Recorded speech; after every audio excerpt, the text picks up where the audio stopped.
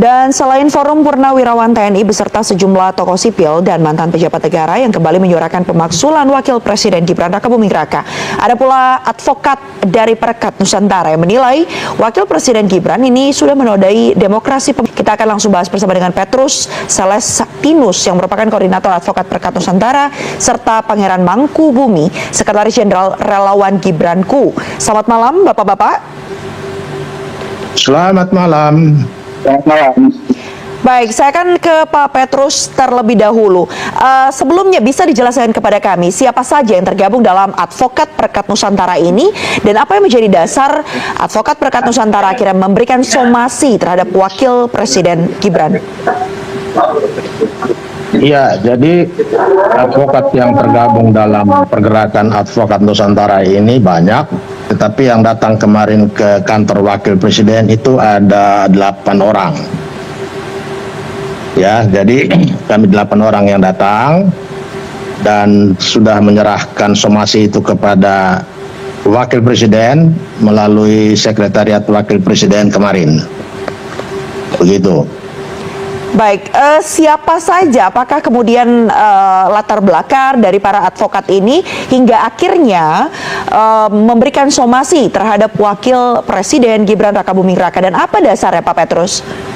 Ya, jadi advokat-advokat ini juga adalah advokat-advokat yang menjadi aktivis pembela demokrasi. Sehingga sejak perkara nomor 90 itu berproses, kami sudah aktif memantau jalannya persidangan perkara 90 itu. Nah, setelah saya cek videonya, ternyata itu adalah acara pembekalan kepada peserta program pendidikan pimpinan nasional dan program pemantapan pimpinan nasional 2025. Dan tahu nggak, yang memberi pembekalan materi itu adalah Gibran. Luar biasa memang. Bayangkan saja ya, semua peserta acara itu adalah petinggi perwira TNI dan Polri. Dan yang memberi pembekalan materi adalah Gibran. Wow, luar biasa sekali. Tumben-tumbenan Gibran berani diskusi dengan para petinggi perwira TNI Polri. Itulah yang ada dalam pikiran saya ketika melihat video Gibran pertama kali. Dan jujur ya, awalnya itu cukup membuat saya jadi kagum. Ya, sekarang siapa yang tidak kagum coba? Lawong biasanya kan Gibran ini sering kali diskusi dengan anak SD dan SMA. Kan itu yang selama ini sering dilakukan oleh Gibran. Jadi ketika melihat video Gibran memberikan pembekalan materi kepada para petinggi perwira TNI Polri, ya otomatis itu membuat saya jadi kagum. Nah, tapi tunggu dulu, ternyata ada momen yang sangat-sangat mengejutkan, yaitu ketika Gibran ini ditanya oleh salah satu perwira TNI lulusan S3 Laksamana Pertama Arif Badrudin. Nah, pertanyaannya adalah terkait dengan strategi kepemimpinan geopolitik Indonesia, terutama di negara-negara non-blok. Bahkan ya, bukan hanya itu, tapi juga disinggung terkait dengan Danantara, fintech, kemudian startup, dan ada lagi artificial intelligence atau AI. Nah, tapi supaya lebih jelas ya, silakan bisa disimak terlebih dahulu cuplikan videonya berikut ini. Mari silakan. Siap. Terima kasih izin Bapak Wapres RI. Kami izin memperkenalkan diri. Saya Laksamana Pertama TNI Arif Badrudin, peserta dari P4N. Yang pertama, kami belajar tentang geopolitik di Lemhanas, Pak. Kebetulan kami S3-nya tentang model pelatihan AI, Pak. Harapan kami, kepemimpinan geopolitik Indonesia ini bisa kembali diraih. Zaman dulu Presiden Soekarno tidak pakai uang bisa menjadi pemimpin non-blok. Kita sekarang memiliki Bapak Presiden dan Bapak Wakil Presiden, memiliki Danantara. Saya yakin kita akan kembali menjadi pemimpin non-blok. Demikian, terima kasih. Baik, sudah bertemu langsung dengan CEO Danantara, Bapak-bapak semua? Belum? Siap, belum. Kapan Pak dijadwalkan ya? Dalam bulan-bulan ini, bulan depan ya mungkin. Oke. Nanti bisa disampaikan langsung ke CEO Danantara terkait itu tadi ya Pak ya. Gimana setelah menonton cuplikan video barusan? Sangat jelas sekali kan bagaimana Gibran terlihat begitu gelagapan alias kebingungan. Dan akhirnya apa? Akhirnya Gibran ini malah meminta agar apa yang disampaikan oleh perwira TNI itu nanti bisa disampaikan lagi kepada pihak Danantara. Kacau. Lah ini kan lucu kalau menurut saya. Ya ibarat kata pantun, jaka sebung bawa golok, ya nggak nyambung lah.